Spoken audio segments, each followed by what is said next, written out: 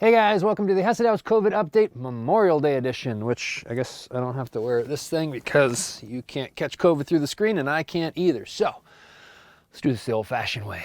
All right, I get two questions a lot right now. And one is, what's going on at Hesed House with all the craziness and the COVID and where is everybody at? And the second one is, how can we help? And so I want to answer those two questions. The first one, though, it's actually like there's six parts to what's going on right now. There's six subpopulations to what's going on at Hesed House right now. And then I want to answer how you can help.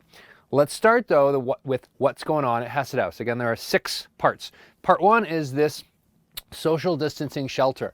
In order to understand that, we got to go back to like the 30,000 foot view. So not quite that far. Let's go a little closer. Which I imagine this is what it's like to skydive from space, but I don't know, I've never done that. Anyhow, there's Hesed House, and across the street from Hesed House is our resource center.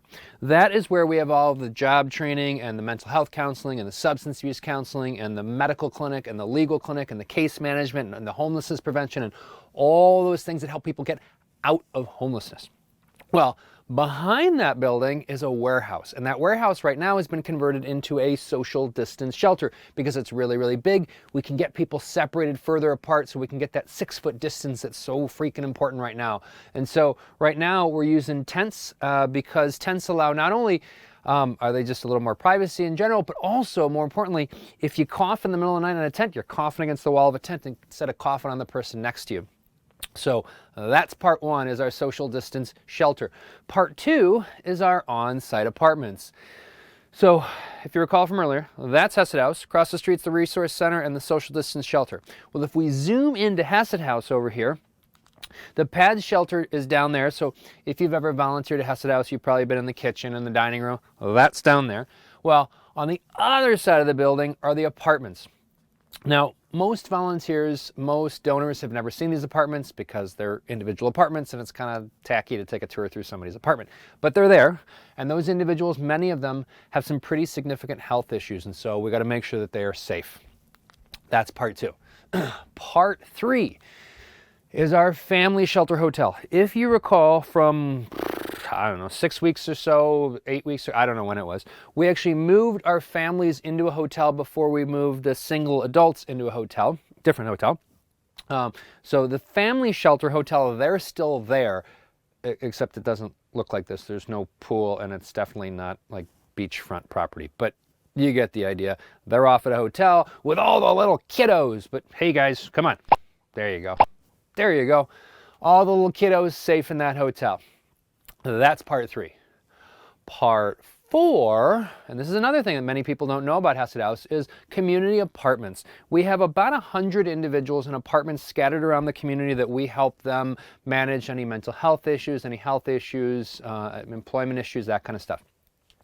You may have seen some of these individuals if you follow us on Facebook, because oftentimes we'll show our gong videos of individuals moving into our apartments.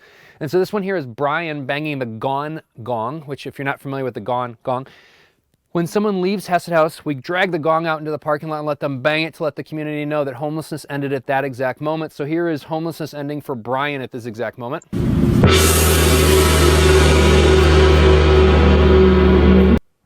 Brian moved out recently. If you volunteered at Hesed House in the last couple of years, you probably know Brian. Brian's a great guy. Brian's got his own place now. Brian's not homeless. Anyhow, Brian is in one of those apartments. And again, there's about 100 people scattered around the community in various different apartments, and we got to make sure that they've got the care they need because, again, oftentimes some pretty significant health issues and oftentimes some pretty significant mental health issues. So that's the fourth part. The fifth subpopulation is a little bit different because the first four are different right now than they would be normally. They're on quarantine lockdown order from the health department. So this social distancing shelter, if you're not already in it, if you didn't come back from the Schaumburg Hotel with us, you can't get in now. Same thing with our on-site apartments. Same thing with the family shelter hotel. Same thing with the community apartments. And so what that means is that because basically Hesed House is on this lockdown order from the health department, there's a lot of people who can't get in. There's a lot of people living on the streets.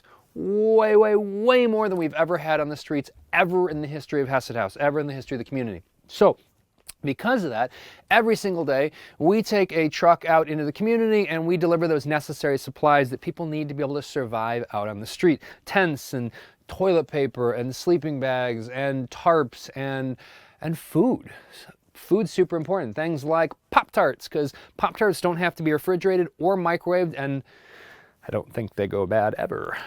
And things like Dinty Moore stew, things that have that little pop top with a little hardier than a Pop Tart, or cans with a pop top, if that makes sense. So you don't need the can opener.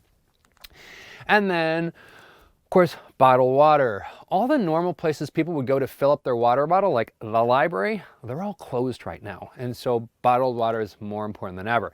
And again, we're going to drive those out in the community to make sure that people out in the streets can stay safe until that quarantine lockdown order comes down and we can bring everybody back inside again. Okay, that's the fifth part. The sixth part is also a little bit different because, unfortunately, just like everybody else, homeless folks can get COVID.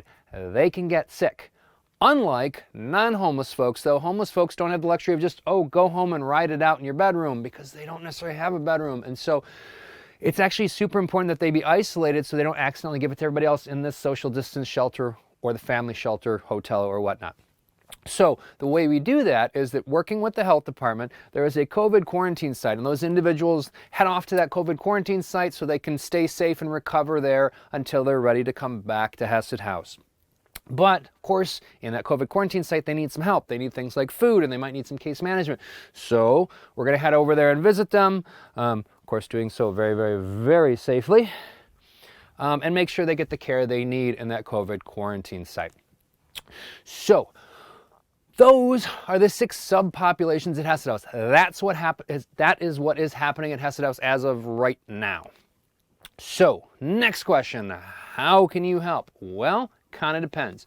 So, if you normally volunteer with a church, temple, synagogue, Gurdwara, which is a Sikh temple, which we have a lot of Sikh supporters right now, or with your Rotary Club, or your Lions Club, or your company, if you normally volunteer through your group and you have you do the second Tuesday or the fourth Thursday of the month, well, here's the solution for that.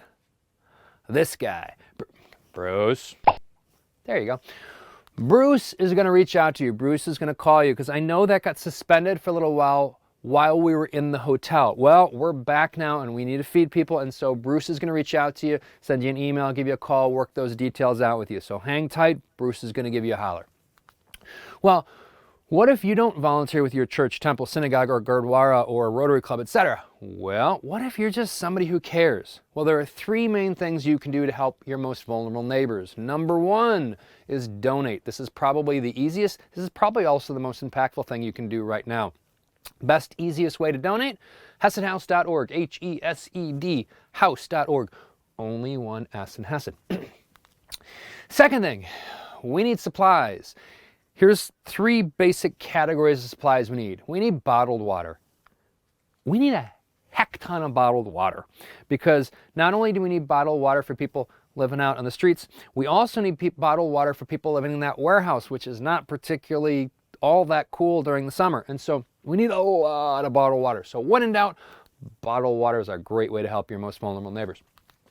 Then we need those non-perishable food items like Pop-Tarts and granola bars and other things that don't have to be microwaved, don't have to be refrigerated.